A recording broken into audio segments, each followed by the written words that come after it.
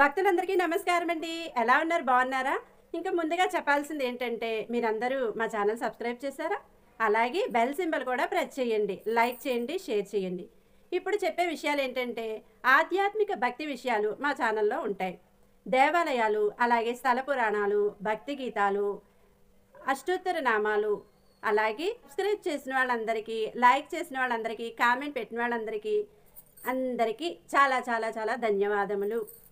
ఎలా ఉంటున్నాయండి మా ఛానల్లో వచ్చే భక్తి విషయాలు? బాగుంటున్నాయా? మీ మనసులో హత్తుకుంటున్నాయా? గొప్ప గొప్ప విషయాలు ఇంకా ఇంకా నాకు తెలియాలని, అవన్నీ మీకు చెప్పాలని నేను అనుకుంటున్నాను. నమస్కారం. మీ శ్రేయోభిలాషి మహేశ్వరి. తిరుమలకి వెళ్ళడానికి ప్రధానమైన దారి అలిపిరి. అలిపిరి నడక మార్గంలో 13 అద్భుతమైన విశేషాలున్నాయి. ఒక్కో విశేషానికి ఒక్కో ప్రత్యేకత ఉంది. ఇంతకీ ఏంటా 13 విశేషాలు? ఇక్కడ రాయికి మోకాలు ఆనిస్తే మోకాలు నొప్పులు తగ్గుతాయా? అసలు నిజమైన స్వామివారి పాదాలు ఎక్కడ ఉన్నాయి? చెంచులక్ష్మి అమ్మవారిని ఉగ్ర నరసింహ స్వామివారి రూపంలో ఈ కొండపైనే ప్రసన్నం చేసుకున్నారా? ప్రపంచంలోనే ప్రాణం ఉన్న లింగం ఎక్కడ ఉంది? భక్తుని పాదాల చెంత కొలువైన ఆ దేవుడు ఎవరు? శివుని కోసం తన కంటిని చీల్చి ఇచ్చిన భక్తుడు ఎవరు? మనం చాలాసార్లే విని ఉంటాం, గుండు ఎక్కడ కొట్టించారు అంటే మాకు వెంకటేశ్వర స్వామి మొక్కు ఉన్నింది, మొన్ననే తిరుమలకు వెళ్లి తలనీలాలు సమర్పించామని. అసలు తిరుమలలోనే ఎక్కువగా తలనీలాలు ఎందుకు ఇస్తారు? అక్కడున్న కళ్యాణకట్టెకి ఎందుకంత ప్రాముఖ్యత? తలనీలాలు సమర్పించుకోవడం వెనుకనున్న అర్థం ఏమిటి? ఆడువారు తలనీలాలు ఇవ్వచ్చా? కొండకు వెళ్లే అలిపిరి నడక మార్గంలో చాలా మందికి తెలియని 13 విశేషాలున్నాయి. మొదటిది, పూర్వం అక్కడ తమిళులు ఎక్కువగా ఉండేవాళ్ళు. అక్కడున్న గ్రామం పేరు అడివారం అని పిలిచేవారు. సాధారణంగా మనం తిరుమలకి వెళ్లేటప్పుడు మనం మొదటి మెట్టును పూజిస్తాం. ఆ మెట్టిని వారు అడిపిడి అని పిలిచేవారు. కాలక్రమేణా అది అలిపిరిగా మారిపోయింది. ఇది ఒక ఆసక్తికరమైన కథనం అయితే ఇంకో కారణం ఏంటంటే, ఒక చింత చెట్టు, తిరుమల కొండ కింద చింత చెట్టు ఉండేది. వెంకటేశ్వర స్వామివారు అక్కడే వెలిసారని చెప్తుంటారు. ఇంకా వైష్ణవంలో చింత చెట్టుకి చాలా ప్రాముఖ్యత ఉంది. తమిళంలో చింత చెట్టుని పులి అని పిలుస్తారు. ఆ చింత చెట్టుని అడిపులి అనేవారు. అంటే కొండ కింద ఉన్న చెట్టు అని అర్థం వస్తుంది. కాలక్రమేణా అది అలిపిరిగా మారిందని చెప్తుంటారు. రెండవది, మనం కొంచెం ముందుకు వెళ్తే అక్కడ మనకు సాష్టాంగ నమస్కారం చేస్తూ ఒక విగ్రహం కనిపిస్తుంది. ఆ విగ్రహం పక్కన మనకు చిన్న చిన్న విగ్రహాలు కనిపిస్తాయి. ఆ విగ్రహం ఒక మాలదాసరిది. మాలదాసరి గురించి మనం అముక్తమాల్యద గ్రంథంలో, అలానే వరాహ పురాణంలో చూడొచ్చు. మాలదాసరి వెంకటేశ్వర స్వామివారి భక్తుడు. ఒక చెవికి శంఖం, మరో చెవికి చక్రం ధరించి, అలానే ఒక తోలు చొక్కా ధరించి హరికథలు చెప్పుకుంటూ తిరిగేవారు. ఆయన వెంకటేశ్వర స్వామివారి సేవ చేసుకుంటూ ఎవరు ఏమిచ్చినా తీసుకునేవారు. ఈయన కథను శ్రీకృష్ణదేవరాయల వారు అముక్తమాల్యద అనే పుస్తకంలో రాశారు. ఇతని వల్ల బ్రహ్మ రాక్షసునికి రాక్షసత్వం పోయి ముక్తి వస్తుంది. ఇంకా విగ్రహం ఎలా వచ్చింది అనే విషయానికి వస్తే, పూర్వం అనుకున్న కుల పట్టింపుల వల్ల హరిజనులు ఎవరైతే కొండ ఎక్కాలి అని చూస్తారో వారు విగ్రహ రూపంలో మారతారని చెప్తుంటారు. అది అపోహ అయినప్పటికీ దాని వెనకాల ఒక కథనం ఉంది. మాలదాసరి తన కుటుంబంతో తిరుమల వెళ్లడానికి ప్రయత్నించారు కాబట్టి శిలారూపంలో అక్కడ మారిపోయారని చెప్తుంటారు. వినడానికి వింతగా, ఆశ్చర్యంగా కూడా ఉంది కదా. అక్కడున్న విగ్రహాలు మాలదాసరితో పాటు ఆయన అనుచరుల విగ్రహాలని కూడా చెప్తుంటారు. ఆ విగ్రహం ఉన్న చోటు మనం సాష్టాంగ నమస్కారం చేస్తే తిరుమల కొండల్లో ప్రవహించే శక్తిని మనం అనుభూతి చెందగలమని చెప్తుంటారు. అక్కడ సాష్టాంగ నమస్కారం చేయటం వల్ల నేను, నాది అనే అహం అంతా తగ్గుతుంది. మూడవది, అక్కడున్న పాదాల మండపం దగ్గర మనం సాక్షాత్తు శ్రీ వెంకటేశ్వర స్వామివారి పాదాలను దర్శించుకోవచ్చు. తిరుమల నంబి అనే ఒక మహనీయుడు ఉండేవారు. ఆయనకి రామానుజాచార్యులు మేనల్లుడు. రామానుజాచార్యులు వారికి తిరుమల నంబి చేత అక్కడున్న చింత చెట్టు కింద రామాయణంలోని రహస్యాలను చెప్పుకుంటూ ఉండేవారు. నంబివారు ప్రతిరోజు తిరుమల మూల విరాట్కు పూజ చేసి దైవ దర్శనం చేసుకుని తీర్థ ప్రసాదాలు స్వీకరించి మళ్ళీ కింద తిరుపతికి వచ్చి రామాయణంలోని రహస్యాలను రామానుజాచార్యుల వారికి ఉపదేశించేవారు. ఇలా 1 సంవత్సరం పాటు నడిచింది. ఒకసారి చెప్పిన తాత్పర్యం మరోసారి చెప్పకుండా 18 సార్లు వివరించారు. ప్రవచనం తర్వాత మళ్ళీ కొండపైకి వెళ్లి శ్రీవారి సేవను చేసేవారు తిరుమల నంబి. ఇలా ఒకనాడు ఆయన మనసులో అనుకుంటూ, ఈ రామాయణ ప్రవచనాల వల్ల నేను స్వామివారి సేవని ప్రొద్దున, సాయంత్రం మాత్రమే చేసుకోగలుగుతున్నాను, మధ్యాహ్నం నాకు ఆ వరం దొరకట్లేదు అని ఎంతగానో బాధపడతాడు. ఆ రోజు రాత్రి శ్రీ వెంకటేశ్వర స్వామివారు ఆయన కలలోకి వచ్చి, తిరుమల నంబి, నువ్వు ఉపదేశించే చోటే నీకోసం నా పాదాలను వెలిసేలా చేస్తాను. ఇక నీవు మధ్యాహ్న సమయంలో కూడా నా సేవను చేసుకోవచ్చు అని స్వామివారు చెప్తారు. మరుసటి రోజు ఆ ప్రాంతంలో శ్రీవారి పాదాలు ప్రత్యక్షమవుతాయి. అలా అక్కడ స్వామివారి పాదాలు వెలిశాయి. తప్పకుండా నడిచి వెళ్లేవారు ఆశీస్సులు తీసుకుని వెళ్ళండి. 4వది, మనకు మార్గం మధ్యలో తలయేరుగుండు అనే ఒక రాయి కనిపిస్తుంది. ఇంకా ఆ రాయి పైన హనుమంతుని విగ్రహం చెక్కబడి ఉంటుంది. ఒక్కో రాయికి ఒక్కో శక్తి ఉన్నట్లు ఇక్కడ ఉన్న తలయేరుగుండుకు కూడా ఒక శక్తి ఉంది. అదేంటంటే అక్కడ ఎవరైనా మోకాలు ఆనిస్తే మోకాలు నొప్పులు పోతాయని చెప్తుంటారు. ఇందుకు నిదర్శనం మనకు ఆ రాయి పైన కనిపించే మోకాలి గుర్తులు. చాలా సంవత్సరాల నుండే ఈ నమ్మకం ఉంది. శ్రీకృష్ణ దేవరాయలు కూడా ఇక్కడ కొద్దిసేపు సేద తీరేవారని చెప్తుంటారు. 5వది, కొండ ఎక్కిన తర్వాత మనకి గాలి గోపురం కనిపిస్తుంది. పూర్వమే ఈ గోపురాన్ని కాలి గోపురం అని పిలిచేవారు. అలా ఆ కాలి గోపురాన్ని పిలుస్తూ గాలి గోపురంగా మారిందని చెప్తుంటారు. ఇక్కడ నవనదుల్లో గోపీనాథ్ అనే ఆయన తపస్సు చేశారు. గాలిగోపురం నుండి ఎడం చేతి వైపు అలా కొంచెం ముందుకు వెళ్తే మనకు ఒక శీతల పుష్కరిణి కనిపిస్తుంది. నవనాథులు అంటే 9 గురువుల్లో ఒకరైన గోరఖ్నాథ్ అని అర్థం. ఇక్కడ ఆయన కొన్నేళ్ల పాటు తపస్సు చేశారని చెప్తుంటారు. ఆయన్ని గోరక్షనాథుడు అని కూడా పిలుస్తుంటారు. అక్కడ మనం కూడా ఒక 10 నిమిషాలు ధ్యానం చేస్తే మనసు ప్రశాంతంగా ఉంటుంది. 6వది, ఇంకొంచెం ముందుకు వస్తే మనకి జింకల ఉద్యానవనం కనిపిస్తుంది. తిరుమల వైఖానస ఆగమంలో యజ్ఞాలు యాగాలకి చాలా ప్రాముఖ్యత ఉంటుంది. తిరుమలలో యాగాలు చేయాలంటే చుట్టుపక్కల కృష్ణ జింకలు ఉండాలి కాబట్టి అక్కడ మనం జింకల ఉద్యానవనం చూడొచ్చు. 7వది, తర్వాత కాస్త ముందుకు వెళ్తే హనుమంతుని విగ్రహం కనిపిస్తుంది. కొండ కింద ఉన్న గరుత్మంతుని విగ్రహం లాగా కొండ మధ్యలో హనుమంతుని విగ్రహం ఉంటుంది. ఆ విగ్రహాన్ని అక్కడ ప్రతిష్ఠించడానికి ఒక కారణం ఉంది. 1979లో ఒక మహిళను ఎవరో ఘోరంగా హత్య చేశారు. అప్పటి టీటీడీ ఈవో పీవీఆర్కే ప్రసాద్ అనే ఆయన ఉండేవారు. ఆయన ఇది చూసి చాలా బాధపడ్డారు. ఆ ఘటన తర్వాత భయంతో కొంతమంది భక్తులు రావడం మానేశారు. ఒకరోజు ఆయన తిరుమల కొండ ఎక్కుతున్నప్పుడు ఆయన భక్తులు ఎండలకు వానాలకు పడే ఇబ్బందులు చూసి ఇక్కడ షెల్టర్స్ నిర్మించారు. అలానే తోగు లక్ష్మణస్వామి అనే శిల్పితో ఒక హనుమంతుని విగ్రహం చేయించి నడక మార్గంలో రోడ్డు మార్గానికి మధ్యలో నిర్మించారు. ఇలా నిర్మించడానికి గల కారణం భక్తులకి ధైర్యాన్ని ఇవ్వడమే. ఇంకా స్త్రీ హత్య వల్ల అపవిత్రమైన ఆ ప్రదేశాన్ని హనుమంతుల వారి విగ్రహ ప్రతిష్ఠ వల్ల తిరిగి పవిత్రతను నెలకొల్పారు. 8వది, తర్వాత మనకు నరసింహ స్వామివారి గుడి కనిపిస్తుంది. ఇక్కడ లక్ష్మీ సమేత నరసింహ స్వామివారు మనకి దర్శనమిస్తారు. ఆ స్థలం లక్ష్మీదేవికి చాలా ఇష్టమైన స్థలం అని ప్రజలు నమ్ముతుంటారు. అక్కడ గోడలపైన చూస్తే మనకి కనకదార స్తోత్రం కనిపిస్తుంది. ఎవరైతే అక్కడ కూర్చొని కనకదార స్తోత్రం పఠిస్తారో లక్ష్మీదేవి అనుగ్రహం ఉంటుంది. ఇంకొక ఆసక్తికరమైన విషయం ఏంటంటే మహావిష్ణువు లింగ స్వరూపంలో అక్కడ దర్శనమిస్తారు. 9వది, మనకి నడక మార్గం రోడ్డు మార్గం కలిసే ప్రదేశం దగ్గర లోయ కనిపిస్తుంది. దానిని అవ్వచారు కోన అని పిలుస్తారు. ఆ కోనలోని దృశ్యాలు చాలా అందంగా కనిపిస్తాయి. అక్కడ తుంబురు వనం అని కూడా ఉంటుంది. అక్కడ గంధర్వులు వచ్చి సంగీతం వాయిస్తారని నమ్మకం. ఈ రోజుటికి కూడా పౌర్ణమి రోజు మనకు ఆ సంగీతం వినిపిస్తూ ఉంటుందంటే ఈ ప్రదేశంలో ఎంత దైవికమైన సంబంధం ఉందో మనం ప్రత్యేకంగా చెప్పుకోవాల్సిన అవసరం లేదు. 10వది, తర్వాత మనకు ఘంటా మండపం కనిపిస్తుంది. చంద్రగిరి కోటను రామదేవరాయ అనే రాజు పరిపాలించేవారు. ఆయన స్వామివారికి అమితమైన భక్తుడు. శ్రీవారికి నైవేద్యం పెడితే కానీ ఆయన భోంచేసేవారు కాదంట. మనకి తిరుమల బంగారు వాకిలికి ఎడమ పక్కన ఒక ఘంటా మండపం కనిపిస్తుంది. ఇంకా అలిపిరి మెట్ల మార్గంలో ఒకటి ఉంటుంది.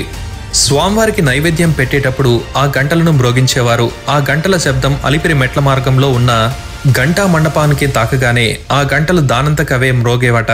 ఆ గంటా శబ్దాల తరంగాలు కోటలోని జై గంటని తాకి గల్లుమని పలికేవట. ఆ శబ్దాలు విన్నాకే రాజు భోంచేసేవారట. ఈ గంటా మండపాన్ని రఘునాథ అనే తంజావూరు రాజు స్నేహానికి గుర్తుగా రామదేవరాయల వారికి బహుమానంగా ఇచ్చారంట. ఇప్పటికీ మనం ఆ గంటా మండపం నుండి చంద్రగిరి కోటను చూడొచ్చు. 11వది, కొంచెం ముందుకు వెళ్తే ద్వారాలు లేకుండా మనకు ఒక చిన్న గుడి కనిపిస్తుంది. ఆ గుడినే అక్కగార్ల గుడి అని పిలుస్తారు. అందులో మనం 7 దేవతలను చూడొచ్చు. ఆ 7 మంది వెంకటేశ్వర స్వామి వారి అక్కగార్లని చెప్తుంటారు. వారికి కోపం ఎక్కువ ఉంటుంది. వారినే గ్రామ దేవతలు అని కూడా పిలుస్తుంటారు. ఈ గుడిలో దేవతలకి శక్తులు ఉంటాయి అని ఒక చరిత్ర ఉంది. తిరుమలకి బ్రిటిష్ వారు ఘాట్ రోడ్ నిర్మించేటప్పుడు ఈ గుడిని తీసేసి వంతెన పెట్టాలి అనుకున్నారంట. బ్రిటిష్ వారికి అక్కడున్న జనాలు ఎంత చెప్పినా వారు వినిపించుకోకుండా ఆ ఆలయాన్ని ధ్వంసం చేసేందుకు ప్రయత్నిస్తారు. సుత్తి తీసుకుని ఆలయాన్ని ధ్వంసం చేసేందుకు వచ్చిన కూలిని ఎవరో తోసినట్లు గుట్టలలో పడి చనిపోతాడు. అది చూసిన బ్రిటిష్ వారు పొరపాటున జరిగిందని అనుకున్నారు. అవేం పట్టించుకోకుండా తిరిగి గుడిని ధ్వంసం చేసి వంతెన కడతారు. మరుసటి రోజు వచ్చి చూస్తే ఆ వంతెన కూలిపోయి ఉంటుంది. మళ్ళీ వంతెనని కట్టినా మళ్ళీ కూలిపోతుంది. ఆ బ్రిటిష్ ఇంజనీర్లు ఎంత తల పట్టుకున్నా వారికి సమాధానం చిక్కలేదు. చివరికి వారు ఒక పూజారిని అడిగితే అమ్మవార్లని శాంతింప చేయడానికి ఒక బలి ఇవ్వాలని చెప్పాడట. అందుకు తగినట్లుగానే బ్రిటిష్ వారు చేశారని చెప్తుంటారు. ఆ తర్వాత వంతెన కడితే కూలిపోదు. అలా అమ్మవార్ల శక్తిని అర్థం చేసుకున్న ఆ ఇంజనీర్లు అమ్మవార్లకి గుడిని మళ్ళీ కట్టించి ప్రతిష్ఠింపచేశారంట. ఆ చిన్న గుడికి అంత ప్రాముఖ్యత ఉంది. 12వది తర్వాత మనకి మోకాల పర్వతం కనిపిస్తుంది. అక్కడ మోకాలతో జనాలు కొండ ఎక్కడం మనం గమనిస్తూ ఉంటాం. అలిపిరి మెట్ల మార్గంలో మనకు కనిపించే చివరి కొండ నారాయణగిరి. ఇంకా అక్కడ ఉండే మండపాన్ని మోకాల మండపం అని అంటారు. అక్కడ అందరూ మోకాలతో కొండని ఎక్కుతూ ఉంటారు. ఇలా మొదట మోకాలతో మెట్లను ఎక్కిన వారు శంకరాచార్యుల వారు. ఎందుకంటే అక్కడున్న ప్రదేశంలోని విగ్రహం శాలిగ్రామ శిలారూపంలో చేసి ఉంటుంది. శ్రీవారి మూల విరాన్మూర్తి కూడా శాలిగ్రామంతో స్వయంభుగా ఏర్పడిందే కదా. అందుకు శంకరాచార్యులు వారు పాదం మోపి ఆ ప్రదేశాన్ని అపవిత్రం చేయకూడదని మోకాలతో మెట్లను ఎక్కుతారు. అప్పటి నుంచి మోకాలతో మెట్లు ఎక్కడం అనే సాంప్రదాయం వచ్చింది. వయసు పడిన వారు అలానే మోకాలతో ఎక్కలేని వారు కూడా 3, 5 లేదా 11 మెట్లు ఎక్కి తర్వాత సాధారణంగా నడుస్తూ వెళ్తుంటారు. 13వది భాష్యకారుల సన్నిధి. అక్కడ మనకు రామానుజాచార్యుల వారి గుడి కనిపిస్తుంది.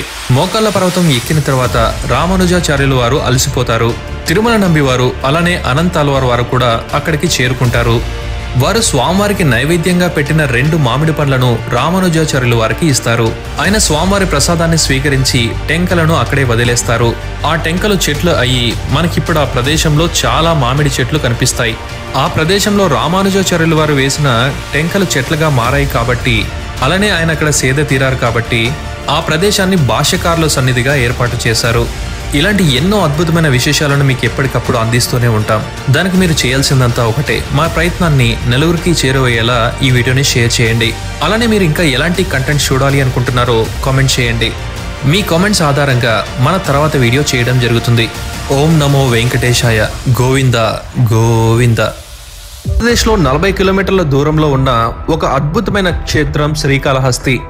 స్వర్ణముఖి నది ఒడ్డున ఆ పరమశివుడు శ్రీ జ్ఞానప్రసూనాంబ సమేత శ్రీకాళహస్తీశ్వర స్వామిగా కొలువై ఉన్నారు.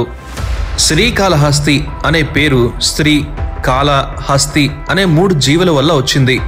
పరమేశ్వరుడైన మహాశివుడు కాళహస్తినందు అవతరించడానికి ఒక మహోత్తరమైన కారణం ఉంది. పూర్వం మహాశివుడు బ్రహ్మదేవునికి కైలాసాన్ని సృష్టించమని ఆజ్ఞాపించారు. పరమేశ్వరుని ఆజ్ఞతో కైలాసాన్ని సృష్టించడం మొదలుపెట్టారు బ్రహ్మ. కైలాసాన్ని నిర్మించే మధ్యలో కంగారు పడి తొందరపాటులో చేస్తుండగా ఆ కైలాసంలోని కొన్ని భాగాలు భూమిపై పడ్డాయి. అందులో ఇక్కడ పడిన ఆ భాగము దక్షిణ కైలాసంగా ప్రసిద్ధి చెందిందని చెప్తూ ఉంటారు. అలా ఈ దక్షిణ కైలాసంలో శ్రీకాళహస్తీశ్వరుడుగా వెలిసిన పంచభూహ లింగాలలో ఒకటైన వాయులింగంగా స్వయంభుగా వెలిశారు. శ్రీ, కాళ, హస్తి అనే 3 జీవాల వెనుక ఒక ప్రాముఖ్యమైన కథ ఉంది. ఈ ప్రపంచంలో పంచభూతాలను సూచిస్తూ 5 పంచభూతలింగాలున్నాయి. అవి: 1వది పృథ్వీలింగం, ఏకాంబరేశ్వరుడు, కాంచీపురం. 2వది జలలింగం, జంబుకేశ్వరుడు, తిరువనైకవల్. 3వది అగ్నిలింగం, అరుణాచలేశ్వరుడు, తిరువణామలై. 4వది వాయులింగం, కాళహస్తీశ్వరుడు, శ్రీకాళహస్తి. 5వది ఆకాశలింగం, నటరాజస్వామి, చిదంబరం. వాయుదేవుడు కర్పూర లింగానికి చాలా కాలం దీర్ఘ పూజలు చేశారు. వాయుదేవుని భక్తికి మెచ్చిన శివుడు 3 వరాలు ప్రసాదించారు. అప్పుడు వాయుదేవుడు శివునితో, నేను ఈ విశ్వమంతా ఉండాలి, ప్రతి జీవిలోనూ నాకు స్థానం ఉండాలి, నేను పూజించిన ఈ లింగానికి నా పేరుతో ప్రసిద్ధి చెందాలి అని కోరాడు. అందుకే ఆ లింగానికి వాయులింగం అనే పేరు వచ్చిందని ఒక కథ. శ్రీకాళహస్తి అర్థం: శ్రీ అంటే సాలపురుగు, కాళ అంటే సర్పము, హస్తి అంటే ఏనుగు. ఈ 3 మూగజీవాల భక్తిని చాటి చెప్పేదే శ్రీకాళహస్తీశ్వరుని మహత్యం. ఇప్పుడు శ్రీ అంటే సాలపురుగు వృత్తాంతాన్ని విందాం. ఒకప్పుడు ఊర్ణనభుడు అనే ఒక గొప్ప శిల్పి ఉండేవాడు. కృతయుగంలో దేవతల శిల్పి అయిన విశ్వకర్మ కుమారుడే ఈ ఊర్ణనభుడు. ఈయన తన ప్రతిభతో బ్రహ్మ చేసే సృష్టికి ప్రతి సృష్టి చేసేవారు. అది బ్రహ్మదేవునికి చాలా అవమానకరంగా ఉండేది. అందులోనూ సృష్టికర్తగా శివుని చేత నియమించబడిన వారు బ్రహ్మ తప్ప ఇంకెవరూ ఆ పనికి సమర్థులు కారు. ఆయన చేయాల్సిన పనిని ఊర్ణనభుడు చేస్తుండగా బ్రహ్మదేవునికి విపరీతమైన కోపం వచ్చింది. అప్పుడు బ్రహ్మదేవుడు, ఎవరు చేయాల్సిన పని వారే చేయాలి, నీవు ఆ నియమాన్ని పాటించలేదు, అందువలన నీవు భూలోకంలో బిల్వవనంలో సాలుపురుగై జన్మించు అని చెప్పించారు.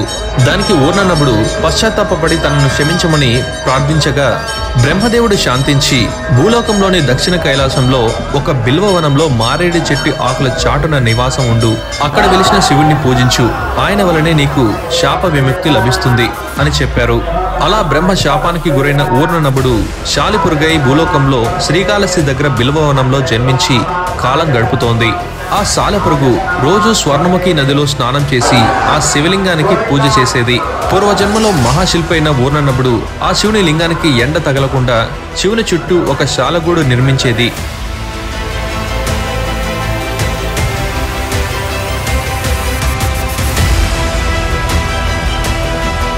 ఒకనాడు శివుడు ఆ సాలెపురుగుని పరీక్షించదలిచాడు. శివుడు తన చెంత ఉన్న ప్రమిదలోని దీపాన్ని అధికంగా పెంచసాగాడు. అది చూసిన సాలెపురుగు కంగారుగా ఆ దీపాన్ని మింగాలని ప్రయత్నించాడు.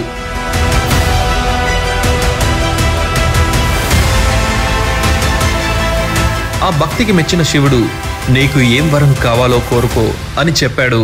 దానికి ఆ సాలెపురుగు, స్వామి, నాకు నీ దర్శనం చాలు, నాకు ముక్తిని ప్రసాదించు అని అడిగింది. ఆ మాటలకి శివుడు ప్రసన్నుడై, నీవు పూజించిన ఈ క్షేత్రానికి ముందు శ్రీ అనే పేరు శాశ్వతంగా ఉంటుంది అని వరం ప్రసాదించారు. ఇప్పుడు కాల అంటే సర్పం వృత్తాంతం విందాం. ఆ పరమేశ్వరుడికి తన మెడలో ఉన్న నాగాభరణం అంటే చాలా ప్రీతి. ఒకనాడు దేవతలందరూ పరమశివుణ్ణి దర్శించడానికి కైలాసానికి వచ్చారు. అప్పుడు శివుని మెడలో ఉన్న సర్పము తన భార్యని చూడ్డానికి పాతాళానికి వెళ్లి ఆలస్యంగా వచ్చింది. శివుడు తన ఆభరణాలు అన్నీ సరిచేస్తుండగా సర్పం మాత్రం ఇంకా కనిపించలేదు. దానికి ఆగ్రహించిన శివుడు ఆ సర్పాన్ని, నీవు నీ కర్తవ్యాన్ని మర్చిపోయావు, నీ ధర్మాన్ని వదిలిపెట్టావు, అందువలన నీవు ఇక్కడ ఉండడానికి తగిన వాడివి కాదు, భూలోకానికి పొమ్ము అని శపించారు. ఆ సర్పము శివుణ్ణి ప్రార్థించగా, నీవు భూలోకానికి పొమ్ము, అక్కడ నీకు ఒక గజరాజు యుద్ధం జరుగుతుంది, అప్పుడు నీకు ముక్తి ప్రసాదిస్తాను అని చెప్తారు. ఇలా శివుని ఆజ్ఞ పాటించి భూలోకంలో దక్షిణ కైలాసం చేరుకుని ప్రతిరోజు స్వర్ణముఖి నదిలో స్నానం చేసేది. ప్రతిరోజు ఆ పరమశివుణ్ణి పూజించి విలువైన మనులను ఆ శివునికి సమర్పించేది. తర్వాత ఆ దేవుని చుట్టూ ఉండే సాలగూడుని తుడిచి ఆ లింగానికి ఎండ తగలకుండా పడక విప్పి ఆ ఈశ్వరునికి నీడను పట్టేది. ఇక హస్తి వృత్తాంతాన్ని విందాం. పూర్వం కైలాసంలో హస్తి అనే ఒక శివకింకరుడు ఉండేవాడు. ఒకనాడు కైలాసానికి ద్వారపాలకులు వద్దు అని చెప్పినా వినకుండా హస్తి కైలాసంలో ఏకాంతంగా ఉన్న శివపార్వతుల స్థలానికి ప్రవేశించాడు. అందుకు ఆగ్రహించిన ఆ పార్వతీదేవి ఆ హస్తిని, నీవు భూలోకంలో ఒక ఏనుగ్గా జన్మించు అని చెప్పించింది. ఆ హస్తి ఎంతగానో బాధపడి క్షమించమని అడగగా పార్వతీదేవి శాంతించి, నీవు భూలోకంలోని దక్షిణ కైలాసంలోని పరమశివుణ్ణి పూజించుము, ఆయనే నీకు ముక్తిని ప్రసాదిస్తారు అని చెప్పింది. ఇలా భూలోకంలో అడుగుపెట్టి ఆ హస్తి ప్రతిరోజు పరమేశ్వరుణ్ణి పూజించేది. ఈ 3 మూగజీవులు పూజలు చేస్తున్నట్టు ఒకదానికి తెలియక మరొకటి చేస్తుండేవి. కానీ అక్కడ పూజించిన పూజా ద్రవ్యాలు మారిపోతుండగా అన్నిటికీ అనుమానం వచ్చింది. ఒకనాడు ఏనుగు నీటిని తీసుకుని వచ్చి పరమశివుణ్ణి పూజిస్తుండగా ఆ సర్పము చూసి ఏనుగు కుంభస్థలంలో చేరి అటు ఇటు తిరుగుతూ ఉంది. ఆ బాధని తట్టుకోలేక ఏనుగు మరణించింది. అలా కింద పడేటప్పుడు కుంభస్థలంలో ఉన్న సర్పము బండకి తగిలి చనిపోయింది. అక్కడ ఆ సాలెపురుగు కూడా ఉంది. ఏనుగు ఆ సాలెపురుగుపై పడింది. దానివలన ఆ సాలెపురుగు కూడా చనిపోయింది. ఆ మూగజీవాల మూఢభక్తికి మెచ్చి శివుడు ఆ మూగజీవాలకి ముక్తిని ప్రసాదించారు. ఆ జీవులకి వరంగా ఆ పుణ్యస్థలం ఆ జీవుల పేరుతోనే శ్రీ కాల హస్తిగా ప్రసిద్ధి చెందుతోందని వరం ప్రసాదించారు. ఇప్పటికీ లింగాన్ని పరిశీలిస్తే కింద భాగంలో ఏనుగు దంతములు, మధ్యలో సర్పము, వెనుక కింద భాగంలో సాలగూడు ఉంటుంది. ఆ శివలింగాన్ని ఎవరూ తాకరు. ఆఖరికి అర్చకులు కూడా అభిషేకాన్ని లింగం పైనుండి చేస్తారు. ఇంతకు మించిన అద్భుతమైన చరిత్ర ఈ శివలింగానికి ఉంది. పూర్వం పొత్తపిన్నాడు నందు ఉడుమూరు అనే గ్రామం ఉండేది. అక్కడ నాగడు దత్త అనే బోయ దంపతులకు చాలా కాలం వరకు సంతానం కలగక చివరికి శ్రీ సుబ్రహ్మణ్య స్వామి అనుగ్రహాన తిన్నడు అనే బిడ్డ జన్మిస్తాడు. ద్వాపరయుగంలో అర్జునుడు ఈ కలియుగంలో తిన్నడిగా అవతరించాడు. తిన్నడు ఒక బోయవాడు, రోజు వేటకు వెళ్ళేవాడు. ఒకసారి తిన్నడు శ్రీకాళహస్తి సమీపంలోని అడవికి వేటకు వెళ్ళాడు. అక్కడ అతనికి ఒక అడవి పంది కనిపిస్తే దాన్ని వెంటాడి తినడానికి కాల్చుకున్నాడు. ఆ కాల్చిన పందిని తినాలని అనుకుని చేతిలో పందిని పట్టుకుని నీళ్ల కోసం చుట్టుపక్కల వెతుకుతూ ఉండగా అతనికి పూలతో అలంకరించిన శివలింగం కనిపించింది. చాలా కాలం నుండి శివునికి ఎవరు నైవేద్యం పెట్టలేదని భావించిన తిన్నడు తన దగ్గర ఉన్న మాంసాన్ని నైవేద్యంగా పెట్టాలని అనుకున్నాడు. అంతలోనే మళ్ళీ స్నానం చేయకుండా శివుడు ఎలా తింటాడు అని భావించి పక్కనే ఉన్న నది దగ్గరికి వెళ్ళాడు. చేతిలో పంది మాంసం ఉండడంతో నోటితో నీళ్ళని తీసుకుని వచ్చాడు.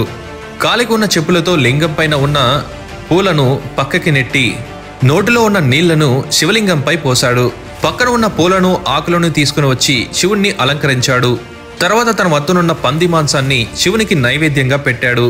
అప్పటి నుండి ప్రతిరోజు తిన్నడు అలాగే చేయడం మొదలుపెట్టాడు. అప్పట్లో శివగోచార అనే బ్రాహ్మణుడు ఉండేవాడు. తిన్నడు శివునికి చేసే పనులను చూసి ఆయన చాలా బాధపడ్డాడు. ఆయన మనసు ఎంతో చెలించిపోయింది. ఆ బాధని భరించలేక తన తలని శివలింగానికి కొట్టుకొని చనిపోదామని గట్టిగా కొట్టుకున్నాడు. అంతలో తనకి అలా చేయకు, పక్కన దాక్కొని వచ్చి చూడు అని గొంతు వినబడింది. అది విని శివగోచరుడు శివలింగం వెనక్కి వెళ్లి దాక్కున్నాడు. కొంతసేపటికి తిన్నడు ఎప్పటిలాగే పంది మాంసంతో నోటిలో నీళ్లతో మరియు పూలతో వచ్చాడు. పూలతో శివుణ్ణి అలంకరించి మాంసాన్ని నైవేద్యంగా సమర్పించాడు. కానీ శివుడు తినలేదు. దానికి తను పెట్టిన నైవేద్యం ఎందుకు తినలేదని తిన్నడు శివలింగం వైపు చూశాడు. ఇందులో శివలింగం ఒక కంటి నుండి రక్తం రావడం మొదలైంది. అది గమనించిన తిన్నడు తన కంటిని పీకి రక్తం వస్తున్న శివుని కంటి దగ్గర పెట్టాడు.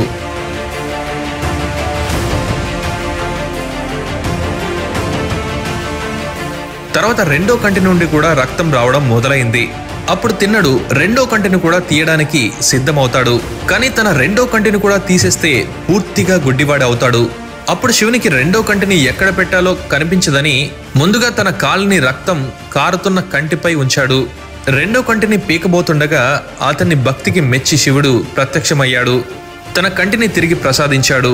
ఇదంతా శివలింగం వెనక నుండి చూస్తున్న శివగోచార తిన్నడి భక్తిని చూసి ఆశ్చర్యపోయాడు. అలా తిన్నడు కన్నప్పగా మారాడు. కన్నప్ప అంటే తన కంటిని వేరొకరికి దానం చేసినవాడు అని అర్థం. ఇప్పటికీ శ్రీకాళహస్తీశ్వరుని గర్భాలయం ముందు కన్నప్ప శిలను చూడవచ్చు. శ్రీకాళహస్తీశ్వరుడు మహాభక్తప్రియుడు. మామూలుగా ఏ దేవునికైనా తన పాదాల చెంత భక్తులు ఉండేవారు. కానీ శ్రీకాళహస్తిలో మాత్రమే భక్తిని కొండ అంటే కన్నప్ప కొండ పైన ఉంటుంది, శివుని గుడి కింద ఉంటుంది. ఇక్కడ స్వర్ణముఖి నది సాక్షాత్తుగా ఆ గంగాదేవి ప్రతిరూపంగా చెప్తారు. శ్రీకాళహస్తి పక్క ఏ జీవనది లేదని అగస్త్య మహాముని శివుణ్ణి ప్రార్థించగా అప్పుడు శివుడు బ్రహ్మ ద్వారా ఆకాశగంగను బిల్వవనం అయిన కాళహస్తిలో ప్రవహింపచేశాడు.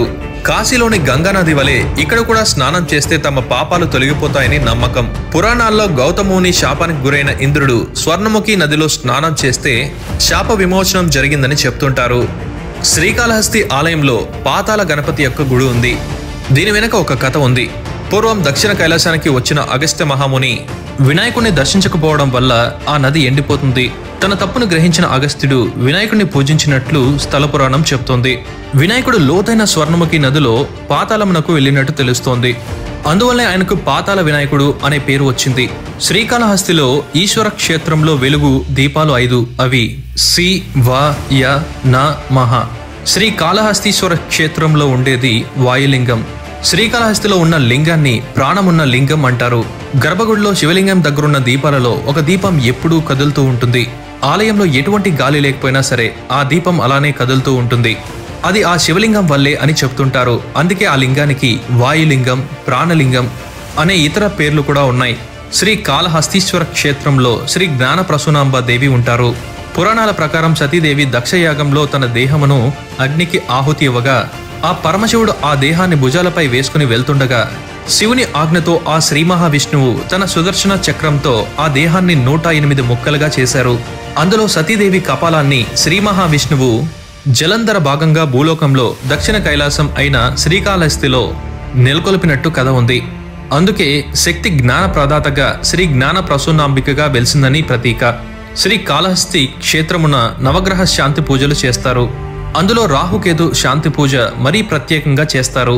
ఆ పరమశివుడు రాహుకేతు దోషాన్ని నివారిస్తారని నమ్ముతుంటారు.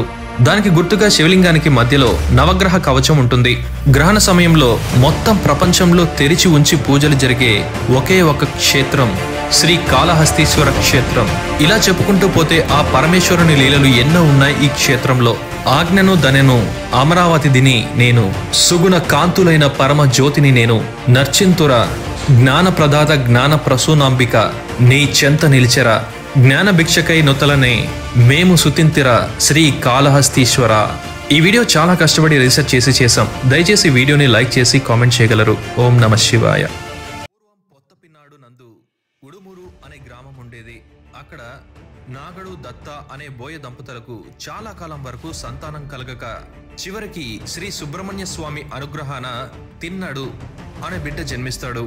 ద్వాపరయుగంలో అర్జునుడు ఈ కలియుగంలో తిన్నడిగా అవతరించాడు. తిన్నడు ఒక బోయవాడు, రోజు వేటకు వెళ్ళేవాడు. ఒకసారి తిన్నడు శ్రీకాళహస్తి సమీపంలోని అడవికి వేటకు వెళ్ళాడు. అక్కడ అతనికి ఒక అడవి పంది కనిపిస్తే దాన్ని వెంటాడి తినడానికి కాల్చుకున్నాడు. ఆ కాల్చిన పందిని తినాలని అనుకుని చేతిలో పందిని పట్టుకుని నీళ్ల కోసం చుట్టుపక్కల వెతుకుతూ ఉండగా అతనికి పూలతో అలంకరించిన శివలింగం కనిపించింది. చాలా కాలం నుండి శివునికి ఎవరు నైవేద్యం పెట్టలేదని భావించిన తిన్నడు తన దగ్గర ఉన్న మాంసాన్ని నైవేద్యంగా పెట్టాలని అనుకున్నాడు. అంతలోనే మళ్ళీ స్నానం చేయకుండా శివుడు ఎలా తింటాడు అని భావించి పక్కనే ఉన్న నది దగ్గరికి వెళ్ళాడు. చేతిలో పంది మాంసం ఉండడంతో నోటితో నీళ్ళని తీసుకుని వచ్చాడు. కాలికి ఉన్న చెప్పులతో లింగం పైన ఉన్న పూలను పక్కకి నెట్టి నోటిలో ఉన్న నీళ్లను శివలింగంపై పోశాడు. పక్కన ఉన్న పూలను ఆకులను తీసుకుని వచ్చి శివుణ్ణి అలంకరించాడు. తర్వాత తన వద్దనున్న పంది మాంసాన్ని శివునికి నైవేద్యంగా పెట్టాడు. అప్పటి నుండి ప్రతిరోజు తిన్నడు అలాగే చేయడం మొదలుపెట్టాడు. అప్పట్లో శివగోచార అనే బ్రాహ్మణుడు ఉండేవాడు. తిన్నడు శివునికి చేసే పనులను చూసి ఆయన చాలా బాధపడ్డాడు.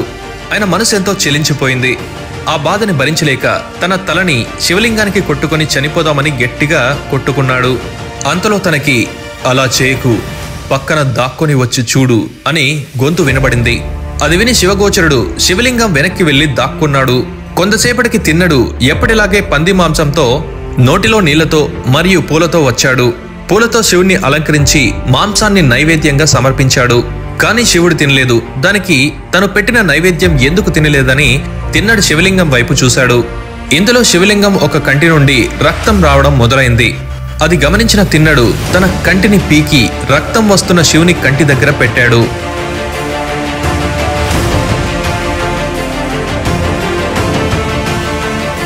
తర్వాత రెండో కంటి నుండి కూడా రక్తం రావడం మొదలైంది. అప్పుడు తిన్నడు రెండో కంటిని కూడా తీయడానికి సిద్ధమవుతాడు. కానీ తన రెండో కంటిని కూడా తీసేస్తే పూర్తిగా గుడ్డివాడి అవుతాడు. అప్పుడు శివునికి రెండో కంటిని ఎక్కడ పెట్టాలో కనిపించదని ముందుగా తన కాలిని రక్తం కారుతున్న కంటిపై ఉంచాడు. రెండో కంటిని పీకబోతుండగా అతన్ని భక్తికి మెచ్చి శివుడు ప్రత్యక్షమయ్యాడు. తన కంటిని తిరిగి ప్రసాదించాడు. ఇదంతా శివలింగం వెనక నుండి చూస్తున్న శివగోచార తిన్నడి భక్తిని చూసి ఆశ్చర్యపోయాడు. అలా తిన్నడు కన్నప్పగా మారాడు. కన్నప్ప అంటే తన కంటిని వేరొకరికి దానం చేసినవాడు అని అర్థం. ఇప్పటికీ శ్రీకాళహస్తీశ్వరుని గర్భాలయం ముందు కన్నప్ప శిలను చూడవచ్చు. శ్రీకాళహస్తీశ్వరుడు మహాభక్తప్రియుడు. మామూలుగా ఏ దేవునికైనా తన పాదాల చెంత భక్తులు ఉండేవారు. కానీ శ్రీకాళహస్తిలో మాత్రమే భక్తుని కొండ అంటే కన్నప్ప కొండ పైన ఉంటుంది, శివుని గుడి కింద ఉంటుంది. ఇక్కడ స్వర్ణముఖి నది సాక్షాత్తుగా ఆ గంగాదేవి ప్రతిరూపంగా చెప్తారు. శ్రీకాళహస్తి పక్క ఏ జీవనది లేదని అగస్త్య మహాముని శివుని ప్రార్థించగా అప్పుడు శివుడు బ్రహ్మ ద్వారా ఆకాశగంగను బిల్వవనం అయిన కాళహస్తిలో ప్రవహింపచేశాడు. కాశీలోని గంగానది వలె ఇక్కడ కూడా స్నానం చేస్తే తమ పాపాలు తొలగిపోతాయని నమ్మకం. పురాణాల్లో గౌతముని శాపానికి గురైన ఇంద్రుడు స్వర్ణముఖి నదిలో స్నానం చేస్తే శాప విమోచనం జరిగిందని చెప్తుంటారు. శ్రీకాళహస్తి ఆలయంలో పాతాళ గణపతి యొక్క గుడి ఉంది. దీని వెనక ఒక కథ ఉంది. పూర్వం దక్షిణ కైలాసానికి వచ్చిన అగస్త్య మహాముని వినాయకుడిని దర్శించకపోవడం వల్ల ఆ నది ఎండిపోతుంది. తన తప్పును గ్రహించిన అగస్త్యుడు వినాయకుడిని పూజించినట్లు స్థల పురాణం చెప్తోంది. వినాయకుడు లోతైన స్వర్ణముఖి నదిలో పాతాళమునకు వెళ్ళినట్టు తెలుస్తోంది. అందువల్లే ఆయనకు పాతాళ వినాయకుడు అనే పేరు వచ్చింది. శ్రీకాళహస్తిలో ఈశ్వర క్షేత్రంలో వెలుగు దీపాలు 5. అవి సి వ య న మహ. శ్రీకాళహస్తీశ్వర క్షేత్రంలో ఉండేది వాయులింగం. శ్రీకాళహస్తిలో ఉన్న లింగాన్ని ప్రాణమున్న లింగం అంటారు. గర్భగుడిలో శివలింగం దగ్గరున్న దీపాలలో ఒక దీపం ఎప్పుడూ కదులుతూ ఉంటుంది. ఆలయంలో ఎటువంటి గాలి లేకపోయినా సరే ఆ దీపం అలానే కదులుతూ ఉంటుంది. అది ఆ శివలింగం వల్లే అని చెప్తుంటారు. అందుకే ఆ లింగానికి వాయులింగం, ప్రాణలింగం అనే ఇతర పేర్లు కూడా ఉన్నాయి. శ్రీకాళహస్తీశ్వర క్షేత్రంలో శ్రీ జ్ఞాన ప్రసూనాంబ దేవి ఉంటారు. పురాణాల ప్రకారం సతీదేవి దక్షయాగంలో తన దేహమును అగ్నికి ఆహుతి ఇవ్వగా ఆ పరమశివుడు ఆ దేహాన్ని భుజాలపై వేసుకుని వెళ్తుండగా శివుని ఆజ్ఞతో ఆ శ్రీ మహావిష్ణువు తన సుదర్శన చక్రంతో ఆ దేహాన్ని 108 ముక్కలుగా చేశారు. అందులో సతీదేవి కపాలాన్ని శ్రీ మహావిష్ణువు జలంధర భాగంగా భూలోకంలో దక్షిణ కైలాసం అయిన శ్రీకాళహస్తిలో నెలకొల్పినట్టు కథ ఉంది. అందుకే శక్తి జ్ఞాన ప్రదాతగా శ్రీ జ్ఞాన ప్రసూనాంబికగా వెలిసిందని ప్రతీక. శ్రీకాళహస్తి క్షేత్రమున నవగ్రహ శాంతి పూజలు చేస్తారు. అందులో రాహుకేతు శాంతి పూజ మరీ ప్రత్యేకంగా చేస్తారు. ఆ పరమశివుడు రాహుకేతు దోషాన్ని నివారిస్తారని నమ్ముతుంటారు. దానికి గుర్తుగా శివలింగానికి మధ్యలో నవగ్రహ కవచం ఉంటుంది. గ్రహణ సమయంలో మొత్తం ప్రపంచంలో తెరిచి ఉంచి పూజలు జరిగే ఒకే ఒక క్షేత్రం శ్రీ కాళహస్తీశ్వర క్షేత్రం. ఇలా చెప్పుకుంటూ పోతే ఆ పరమేశ్వరుని లీలలు ఎన్నో ఉన్నాయి ఈ క్షేత్రంలో. ఆజ్ఞను దనెను అమరావతి దిని నేను, సుగుణ కాంతులైన పరమ జ్యోతిని నేను, నర్చింతుర జ్ఞాన ప్రదాత జ్ఞాన ప్రసూనాంబిక నీ చెంత నిలిచెరా, జ్ఞాన భిక్షకై నొతలనే మేము సుతింతిర శ్రీ కాళహస్తీశ్వర. ఈ వీడియో చాలా కష్టపడి రీసెర్చ్ చేసి చేశాం. దయచేసి వీడియోని లైక్ చేసి కామెంట్ చేయగలరు. ఓం నమః శివాయ.